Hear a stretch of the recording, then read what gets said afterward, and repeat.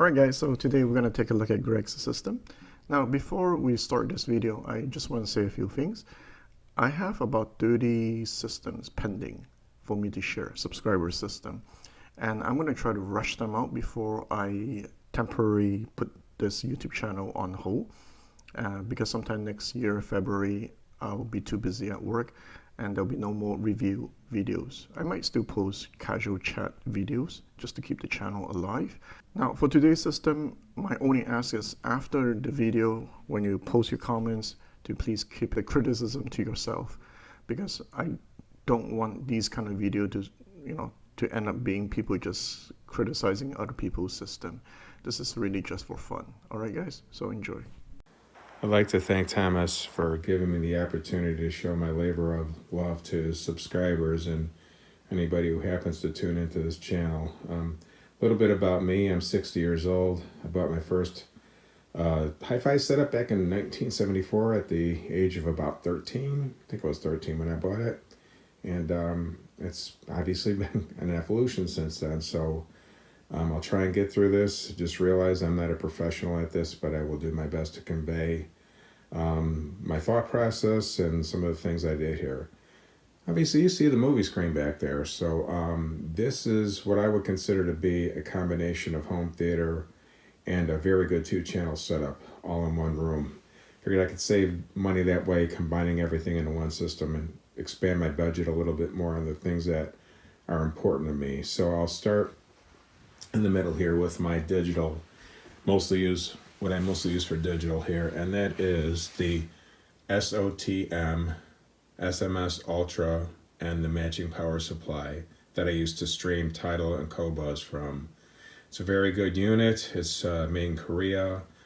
I found out about it from a friend of mine who lives locally and listened to it and pulled the trigger, and I'm glad I did. The thing sounds fantastic. That is mated to the Mytek Brooklyn DAC, which is MQA capable. I know not everybody is a fan of MQA, but I enjoy using it. I think some of the tracks I don't really notice a difference, but others I definitely do, and that's just my opinion. So that is the heart of my digital part of my system. For CD playback, I use my Oppo BDP-105, and that's mated through SPDIF right over to the Mytek Brooklyn too. Now as far as what drives my main speakers, that is the musical Fidelity M8-700 monoblock power amplifier.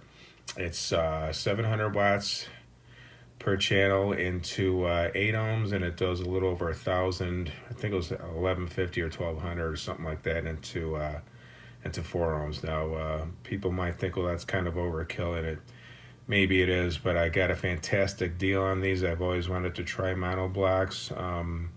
Got them through an authorized dealer. They were a demo pair, so I got a substantial discount. I used to have a Macintosh MC252, which was a very good amp, but I just happen to like these better. So again, it's musical Fidelity M8-700 monoblock. And then coming over here, another part of my digital system, that is a Sony HAP-Z1es. It'll play any kind of file. It's got a 1 terabyte internal hard drive, and you can hook up 2 external hard drives to it.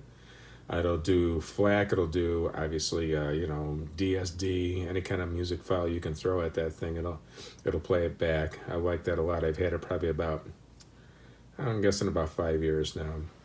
And then to me, the thing that I really is kind of like the star of the show as far as I'm concerned are my speakers. I love these things.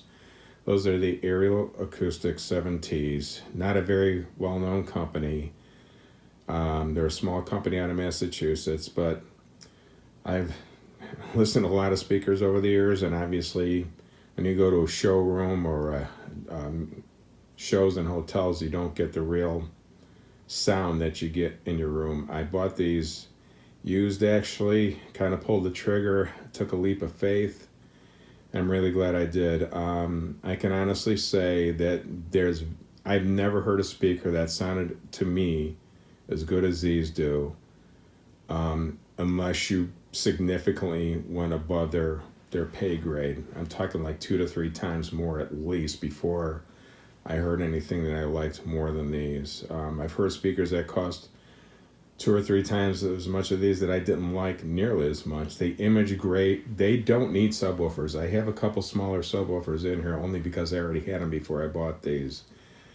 The low frequency output from the 2 smallish woofers that you see is just incredible.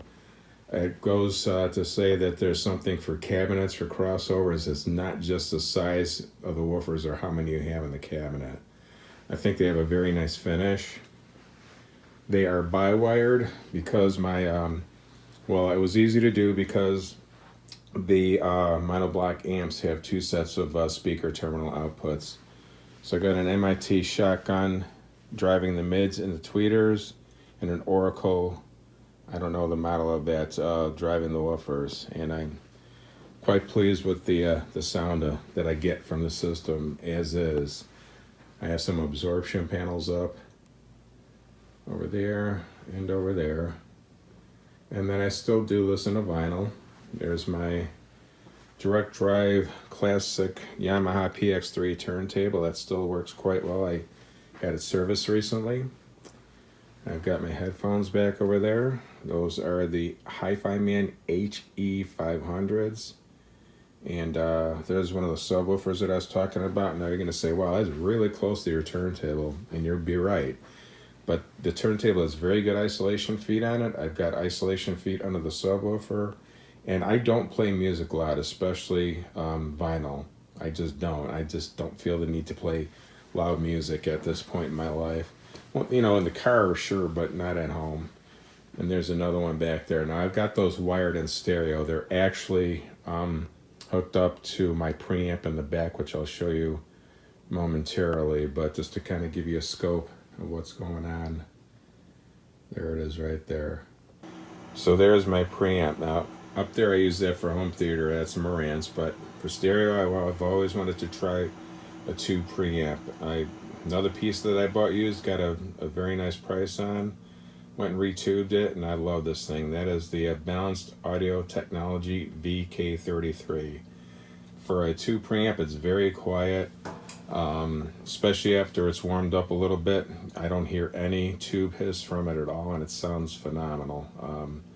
I just really love the synergy of my system for both analog and digital, both. Now, another thing that I should mention is that I do use Roon. I just finished up a 2-month trial of that and decided to go ahead and pull the trigger. I think Roon, if you have a large digital library and if you have high quality streaming services like Qobuz or Tidal, to me it's a no-brainer. You know, it's $120 a year, or you can get a lifetime subscription for $700. But you know, I didn't go with the lifetime. I'm just doing it annually. But anyway, that's that part of it. And last but not least, I have my classic system. Those are the ESS EMT1Cs, or I'm sorry, AMT1Cs. I just have that hooked up to a newer Cambridge receiver. It's just a 2-channel with a nice toroidal power transformer in it, and I got a couple turntables hooked up to it. Classic Denon and a newer project, and I still have my open reel tape deck. So sometimes I just like to sit in this area, and especially if I have some people over for a couple cocktails or whatever, we can sit out here and listen. So Thomas, thanks again, and if you guys have any questions or any feedback, I'd love to hear from you guys and see what you're up to. Take care.